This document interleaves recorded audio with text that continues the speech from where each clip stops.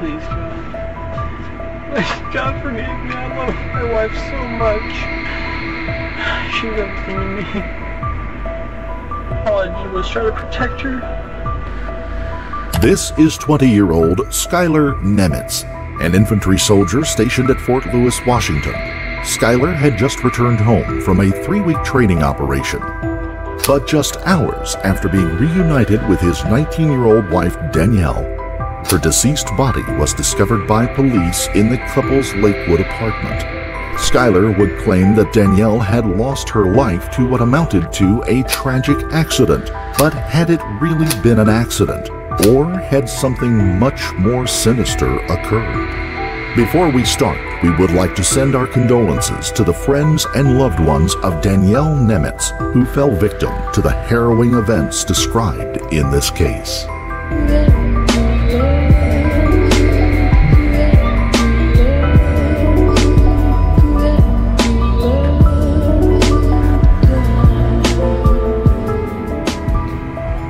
Born 7 weeks early on January 11, 1995, Tara Danielle Rippian was described as a miracle baby.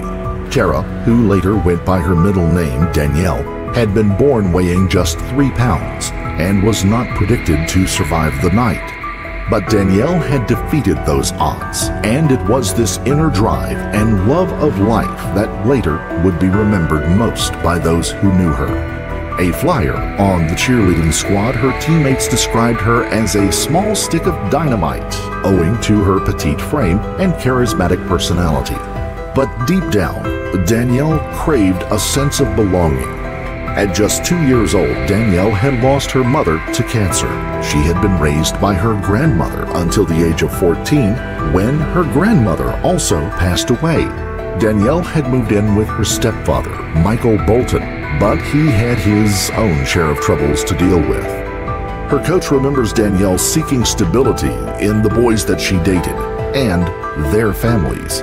She'd later say she always got very close with the families of the boyfriends she had because they were the most stable part of her life. But it was just that need to be loved. During her final year of high school, Danielle met 20-year-old Skylar Nemetz on Facebook. Skylar had recently enlisted in the Army and was due to begin basic training in Georgia, but the pair soon embarked on a whirlwind relationship. Skylar later described it as a case of love at first sight. As for Danielle, within weeks, she was telling her friends that Skylar was the guy she was going to marry. None of this surprised those who knew her, but even by Danielle's standards, their relationship was moving fast. Skylar's mother, Danette Heller, remembers being taken aback when, just a month after the pair began dating, Skylar asked if Danielle could move in with them. Danette had some reservations, but eventually agreed. When Skylar returned from boot camp at their first Christmas, he took Danielle to the top of Kneeland Mountain and proposed to her. She accepted. And just 3 months later, on March 7, 2012, the same day as Skylar's graduation from basic training, the couple married at the local courthouse. Within weeks, Danielle had left school and they had relocated to Lakewood, Washington, where Skylar had been assigned his first stationing at Fort Lewis. The couple seemed to have the kind of love that most people dream of. With Skylar's encouragement, Danielle completed her final year of education at a local high school before taking a job at a granite counter company. She aspired one day to open a nail salon and began posting makeup tutorials on YouTube. The couple adopted 2 dogs and made plans to travel the world together before starting a family of their own. And they shared another passion: firearms. A favorite date night activity for the couple was an evening at a local shooting range. Skylar had grown up around guns and had fired his first rifle when he was still a kid. He handled weapons every day as part of his job. By 2014, he had 15 different customized weapons in their apartment. When Danielle turned 19, Skylar presented her with a blue AR-15 that he had customized himself. But while things may have looked perfect from the outside, those closest to the couple knew differently. Michaela Yingling had been Danielle's best friend for years, initially bonding with her over their shared experience of losing their mothers at a young age. Michaela understood more than anyone Danielle's desire to belong, but she had had her reservations about Skylar from the start. He had taken Danielle away so quickly she never had a chance to get to know him, and he seemed to have no desire to involve her in their lives. When Michaela had been expecting her first baby, he had refused to let Danielle go home for the baby shower. During her regular FaceTime calls with Danielle, she noticed that her friend was often stressed about getting the house in order for him, right down to shampooing the carpets. Another lifelong friend of Danielle's, Samantha Minton, noticed Skylar's odd behavior. When the couple came home to visit, Skylar would leave Danielle at his parents' house while he went to see his friends alone. James Peltier, who had been a father figure to Danielle growing up, said, "I met him on 3 occasions. I think I shook his hand, and then he just went back to the car and left." According to James, Skylar made no effort to form any connection with the people closest to Danielle. When she confided in him that Skylar had smashed her phone during an argument, he asked Danielle if she was afraid of Skylar. Her reply had deeply concerned him. She said, "Only when he's been drinking." And that was just what her friends had seen as well. Neighbors would later say they heard the couple arguing on a nearly daily basis. Skylar, it seemed, was convinced that Danielle was being unfaithful to him. In one text, he had openly accused her of cheating with a childhood friend. Danielle wrote back, "You have either insecurities you need to work on, or you don't trust me when it comes to hanging out with Jeremy." And Skylar's issues extended beyond the remit of jealousy. He was infuriated if she spent any money without his permission and took to tracking her spending. On September 27, 2014, Skylar had left for a 3-week-long field training operation in Yakima, Washington. Danielle stayed home with the couple's 2-bedroom apartment and their dogs. No drinking was permitted during their training. Skylar had asked Danielle to have something ready for him when he returned and made a specific request: a bottle of Sailor Jerry rum and a bottle of Fireball whiskey. It was a seemingly innocuous request, but one that would become a major player in the events that would follow. On the morning of October 16th, Danielle FaceTimed with her best friend Michaela. She was leaving shortly to pick Skylar up from the Army base, and she told her friend that she was excited to be reunited with her husband. She had already bathed the dogs and decorated the house with candles. At 4 p.m., she FaceTimed Michaela again. Michaela remembers Danielle sitting at her computer in their spare bedroom and seeing Skylar laying on the bed behind her. He smiled and waved hello. Just 12 minutes later, the following 911 call would be made by neighbors. 911, what are you reporting? Hi, I think somebody was shot our neighbors. We heard a lot of banging and our neighbors were making a lot of noise and they wanted to check out. She said his home was out of an accident. She said her name is Danielle. Hey, Danielle was the one that shot and he accidentally shot her? I don't know that part. She was supposed to go off and she said there's an accident. Okay, is she breathing at all? Is she breathing? Is she breathing? No. And you said you don't know his name? No, I don't. Can you ask him his name? What's your name? Skylar. I'm their neighbor, and I heard a shot go off, and I wasn't sure if it was a shot or anything else. The husband said that she's dead. He doesn't want me going in to see her. It was a accidental discharge because the round was in a rifle. So the male told you that his wife is dead? Yes. Okay, so she accidentally shot herself, is that correct? Or what you've been told? She accidentally shot herself. The husband does not want to talk about it. So we just need somebody here. Yeah, we have been notified at some place from somebody else Do you guys know where that rifle is now at all? I didn't ask. Skylar told his neighbors that Danielle had accidentally shot herself while cleaning her rifle. He would not let anyone see her and refused to talk to the 911 operator. Thomas Rodriguez, the chief of police for the town of Stellicum, along with 2 other officers, were the first to arrive on the scene. In the spare room of the couple's apartment, he found Danielle sitting at her computer with her head slumped on one shoulder, a large pool of blood beneath her chair. She had been shot at close range in the back of the head and was pronounced dead at the scene. Outside, he found Skylar slumped on the bumper of his car. According to Rodriguez, Skylar's face was contorted and he was making sobbing sounds. But when he looked up at Rodriguez, his eyes were dry and he said, "I don't know why I can't cry." Skylar had already explained to Officer Daryl Moore that he had been taking the magazine out of his rifle when it had gone off against his leg, striking Danielle as she sat at her desk. He insisted that he had not seen the single bullet that was in the chamber of the rifle. This, however, was different from the account he had given to his neighbors, but it would just be the second account of many. Skylar repeated the story to Rodriguez. He said he had only shaken the rifle. I just shook it and it shot her.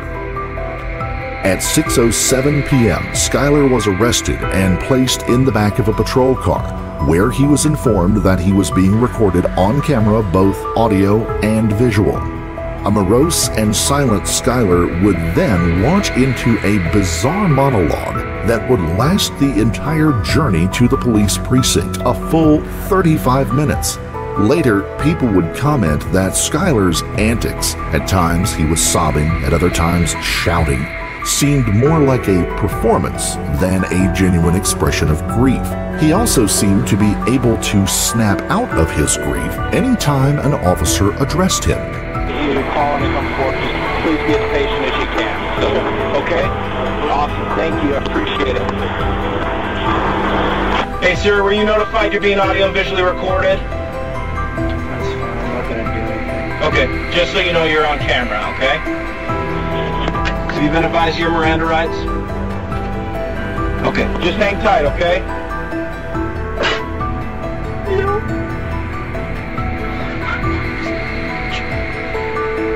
Once at the station, detectives would interview Skylar for nearly 5 hours. So I took the rifle, I took the magazine out. And I don't know what the fuck happened. Like, I didn't charge it, I didn't pull the trigger in. Like, I hit the safety. I turned the safety from safe to semi because I was about to charge it to make sure it was clear. Even though when I gave it to her, I knew it wasn't around. So I think that maybe when I was gone, she might have put a round in the chamber, maybe, not knowing what she was doing. And so I don't know what the fuck. I did not pull the trigger, and the magazine was not on the weapon. I put the weapon on fire. It was on fire, so it had the probability of firing the weapon. And I don't know how the fuck it went off, but it went off. Inconsistencies in his account began to appear immediately. Skylar first tells detectives that he left Danielle's rifle in the closet with the magazine far away from the rifle. Then he states that when he had decided to put the rifle back in the safe, he had begun by removing the magazine. The same magazine he had just said was kept far away from the weapon. Skylar is made to repeat his version of the events. With each reiteration, he loses a few details and introduces others. Now it was Danielle who had asked him to put the rifle away. 30 minutes before this all happened, she took it from the closet into the office. Okay. And she said, "I don't need this anymore, just put it away." About one aspect, though, Skylar seemed certain: the moment the gun discharged. He demonstrates to detectives how he was moving the rifle when it went off. Detectives asked if they were going to find any digital forensic evidence that Skylar and Danielle were having marital problems. With Skylar's clothes taken away for forensic testing, detectives now confront him with the news that the trajectory of the bullet does not match his account of the events. I really have no problem Because with your that. story doesn't make sense. There's a huge fucking gap in your story. You're detailed all the way through up to the point where we had to talk to you for 2.5 hours to get you to realize that we're smarter than you think, and you shouldered a weapon because the fucking trajectory of that fucking round didn't match up. So immediately you changed the fucking story. That's about the 8th time you've done that. When your story, about 8 times, when your story doesn't make sense and you hear it for the 2nd time and we bring something up, you change the story. I'm trying to figure out why you put a gun in the back of your wife's head and pulled the trigger. Skylar offers a revised version to the detectives, this time admitting that he not only pulled the trigger, but that it was no accident. He just didn't know the gun was loaded. Me firing the weapon, or me pulling the trigger was not an accident. Okay? I did not know there was a round there. Her getting hit with that round, it was an accident. I was not mad, I was not angry. Okay, so tell me what happened. I was holding the weapon. I took the magazine out, okay? For some reason, I took the fucking magazine out, I put the weapon on fire, and I pulled the trigger. Seeking a motive, detectives now asked Skylar about a receipt found in the apartment for a dozen roses. Skylar sticks to his story that he pulled the trigger without intending to kill Danielle. But other witnesses were soon to come out of the woodwork. The day after Danielle's death, a woman named Carrie Foss turned up at the police station claiming to have information about the incident. Carrie was the wife of Anthony Foss, a friend and colleague of Skylar's. Carrie told police that throughout the time she had known the couple, Skylar had subjected Danielle to continual domestic abuse. Danielle had taken to wearing long sleeves to cover up the bruises up and down her arms. Carrie described Skylar as so controlling that at certain points, he had banned Danielle from even leaving their apartment. As for the co-worker whose wife had been the recipient of the roses, that had been Danielle's boss, Michael Newton. Carrie recalled Danielle telling her about Michael the first time that she had met him. Danielle confessed that she found him attractive, but that, as far as Carrie knew, had been the end of it. Not for Skylar, though. Skylar had been convinced that Danielle was having an affair with Michael. When Skylar had returned from training, he thanked Anthony for buying the alcohol, only to discover that it was Michael Newton who had bought it instead. Carrie described seeing Skylar visibly shaking with rage. Carrie had also told police that during the 3 weeks that Skylar had been away, Danielle had met up with an old school friend by the name of Jeremy Henry. She told Carrie about the meeting over text, and Carrie believed that her husband Anthony had seen the messages and told Skylar.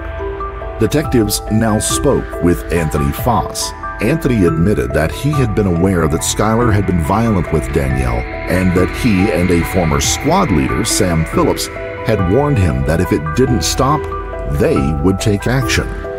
Police then spoke to Danielle's boss, Michael Newton, as well as her old friend, Jeremy Henry. Michael explained that since Danielle was the company's first hire and he was the manager, he had been in frequent contact with her, but their relationship had never been anything more than strictly professional. So did the relationship become more than just a working relationship? No, not at all. Okay. We never did anything together whatsoever. In his interview with police, Jeremy Henry admitted the last time he'd seen Danielle was the previous Wednesday night. So you said 2 times each Sunday night in the last 3 weeks over there. And you were over there Wednesday night prior, but you didn't spend the night. Did you go over there any other nights other than 2 weeks spent in the 3 weeks? I went to the mall with her one time. Pierce County prosecutors now felt they had enough evidence to charge Skylar. Skylar had admitted to picking up an AR-15 and pulling the trigger while the rifle was pointed at the back of his wife's head. With the evidence of abuse, his failure to call 911, and his attempt to hide the evidence, prosecutors charged Skylar with first-degree murder of Danielle Nemetz. Skylar was held in the Pierce County Jail under a $1 million bond. Upon hearing the news, his mother, Danette, had sold her house, her car, and her jewelry to pay for his bond before hiring a top-notch defense attorney. While on house arrest in the lead-up to the trial, Skylar spoke to 48 Hours. She doesn't have a car anymore, and that's all because of me, and yet, at the same time, she wants to do this. I mean, I did have to explain to my mom that what I did was, the state of Washington classified as negligence. And then, a year and a half after shooting his wife, Skylar Nemetz went on trial. The prosecution presented the jury text messages between the couple that revealed their constant arguments. Skylar, they said, was someone with an in-depth knowledge of firearms. He had fired his first gun at the age of 4, his first AR-15 at 11, and by the time he was a teenager, he was building and assembling his own. Skylar could not possibly have made such a basic error as pointing a weapon at someone and pulling the trigger. A forensic scientist from the Washington State Patrol examined the weapon that had killed Danielle. He tested the functioning of the rifle and the cartridge and performed a trigger pull analysis. The results came back as typical for a firearm of that type. He stated that pulling the trigger with one finger would be comparable to lifting a 3/4 gallon of milk with one finger. Numerous witnesses testified for the prosecution against Skylar, claiming to have personally witnessed the evidence that he had abused Danielle. Finally, it was Skylar's turn to defend himself. Skylar's testimony closely echoed the story he had told police during his interrogation. This time, though, he added that he had screamed Danielle's name after shooting her, and that, if it hadn't been for his neighbors pounding on his apartment door, he would have taken his own life out of distress. When asked why he hadn't rendered any form of aid, he claimed that he already knew she was dead.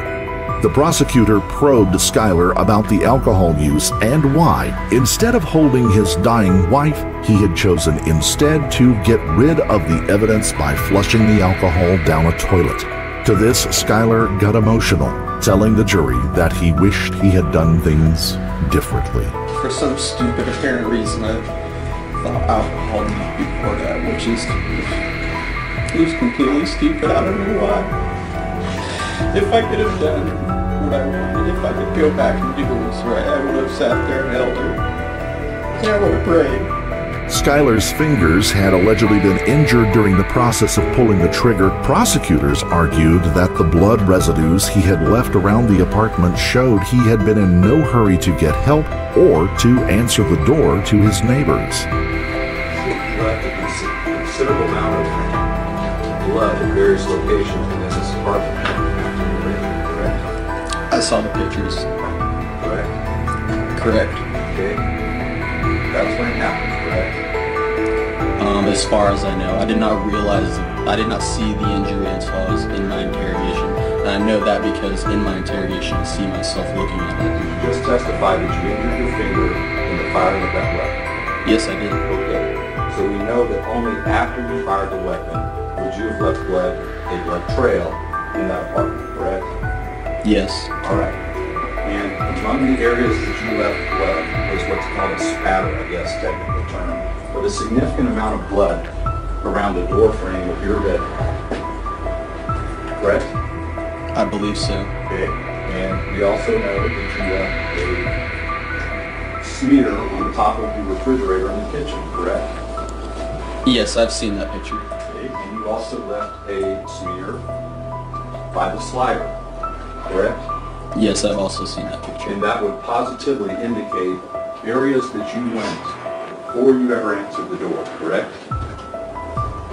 Yes, possibly. Possibly? Did you go to the slider after answering the door? I do not remember. You don't remember? Yes. Okay. You remember pulling the trigger? No, I do not. Don't remember that either. In a closing argument to the jury, Skylar's defense attorney, Michael Stewart, reiterated Skylar's claim that the shooting of Danielle Nemetz had been unintentional. Skylar may be guilty of manslaughter, but not premeditated first-degree murder. The jury returned with a verdict on March 3, 2016, after 7 days of deliberation. Skylar was found guilty of manslaughter, but cleared of first-degree murder. The jury had not believed the state's case that Skylar had intended to kill his wife. Skylar Nemetz was sentenced to 13.5 years in prison for the taking of the life of his wife, Danielle Nemetz. He will be free by 2029.